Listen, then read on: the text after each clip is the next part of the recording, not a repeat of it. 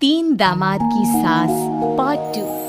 अब तक आपने सुना कि कावेरी जी अपनी तीनों बेटियों ईशा, मोहिनी और सुहाना की शादी तीन घर जमाई लड़कों के साथ करवा दी। उन्हें लगता है कि ये लड़के शायद घर का कामकाज संभाल लेंगे, लेकिन उनके तीनों घर जमाई बहुत आलसी थे। वो नौकरी भी नहीं करते थे और बाहर का काम भी नहीं। कावेरी जी ने अपनी बेटियों से कहा कि वो प्रेगनेंसी का बहाना बनाकर अपने पतियों को सबक सिखाएं। अब सुनिए आगे। मम्मी, आपने जैसा कहा था हमने वैसा ही किया, लेकिन देखिए ना, विवेक का हाल तो वैसा का वैसा ही है। घर में ना सुबह का नाश्ता बनता है और ना खाना। नौकरी पर जाने की बात करूं तो खाने को दौड़ते हैं मुझे। हाँ मम्मी, मैंने भी सुमित को कितनी बार कहा कि अगर नौकरी नहीं करनी तो कोई छोटी सी दुकान ही खोल लो, घर का खर्चा कैसे चलेगा। देखो दोपहर के 12 बजने आए और जनाब अभी तक सो रहे हैं। हाँ मम्मी, ईशा और सुहाना ठीक कहती हैं। अविनाश का भी यही हाल है। जब मैंने अपनी प्रेगनेंसी के बारे में कहा तो मुझसे कहने लगा, अरे दूसरी लड़कियां तो 9-9 महीने तक नौकरी करती है, बस डिलीवरी के टाइम छुट्टी लेती है। मोहिनी, तुम भी नौकरी करो। अब मुझे कहाँ नौकरी मिलेगी। मम्मी बताओ अब मैं क्या करूँ। हे भगवान, क्या सोचकर घर जमाई दामाद लाई थी मैं कि मेरी बेटियां मेरे पास रहेंगी और खुश रहेंगी, लेकिन इन आलसी दामादों ने तो हमारी जिंदगी को भी प्रॉब्लम में डाल दिया है।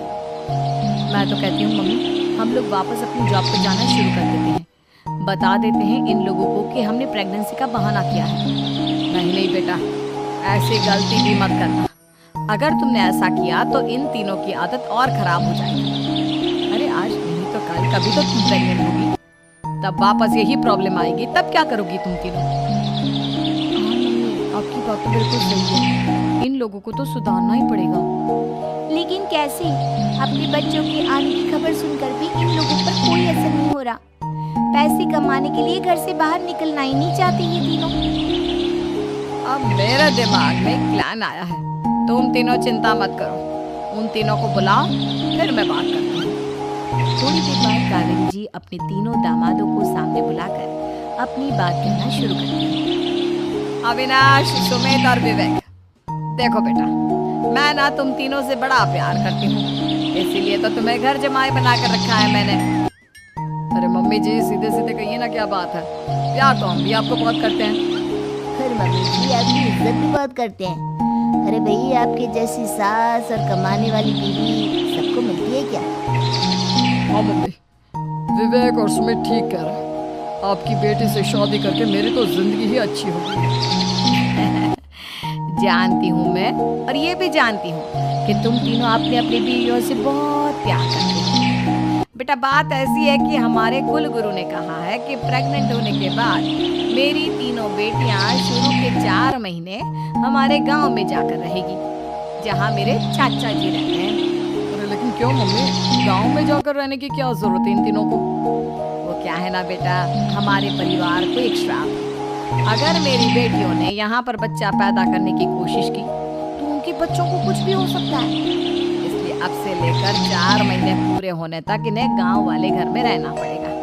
हाँ तो इसमें प्रॉब्लम क्या है मम्मी जी? हम भी वहाँ जाकर रहेंगे, पिकनिक मनाएंगे।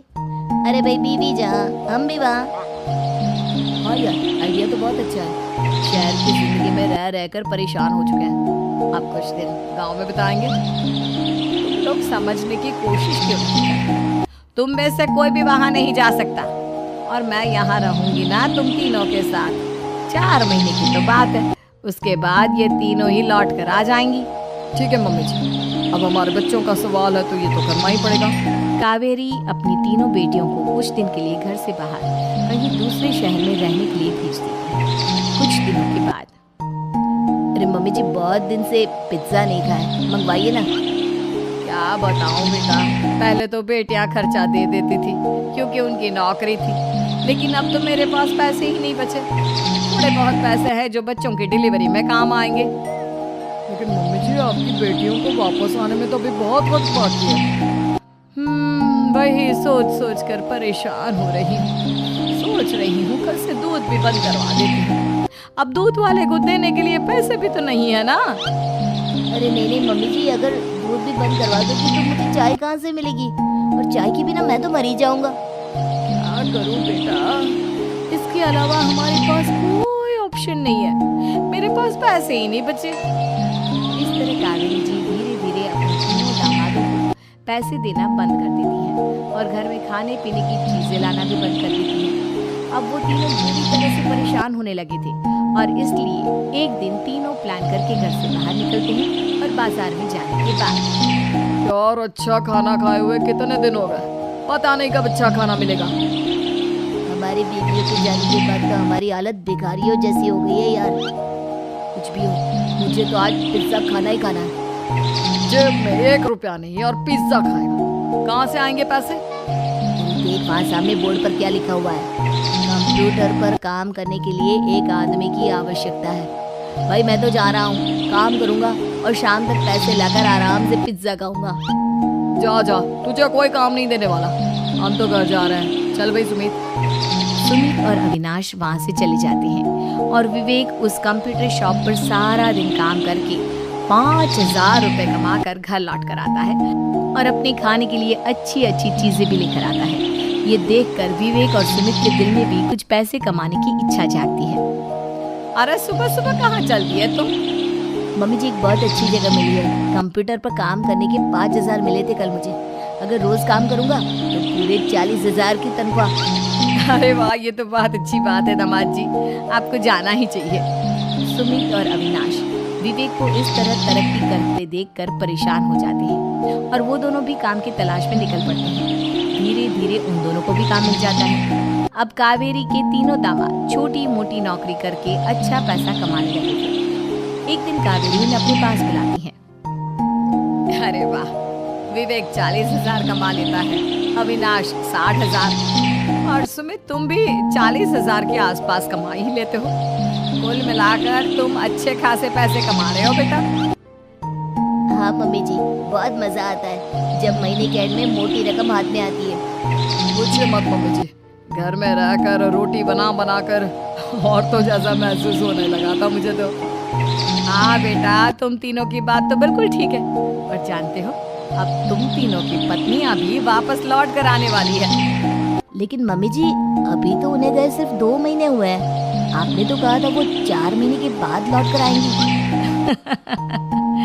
ऐसा कुछ नहीं है बेटा, मैं सिर्फ तुम तीनों को सबक सिखाना चाहती थी कि आदमी घर में बैठकर बीवी की कमाई खाता हुआ अच्छा नहीं लगता। इस दुनिया में हर इंसान को मेहनत करनी चाहिए, काम करना चाहिए, चाहे वो औरत हो या आदमी, ताकि अपने परिवार को संभाल सके। कावेरी की बात सुनकर उन तीनों को अपनी गलती का एहसास होता है और कावेरी उन्हें सच बता देती है कि ईशा, सुहाना और मोहिनी शहर में ही कहीं दूसरी जगह रह रहे थे। शाम के वक्त उन तीनों की पत्नियां लौट कर आ जाती हैं और कावेरी जी का परिवार एक खुशहाल परिवार की तरह रहने लगता है।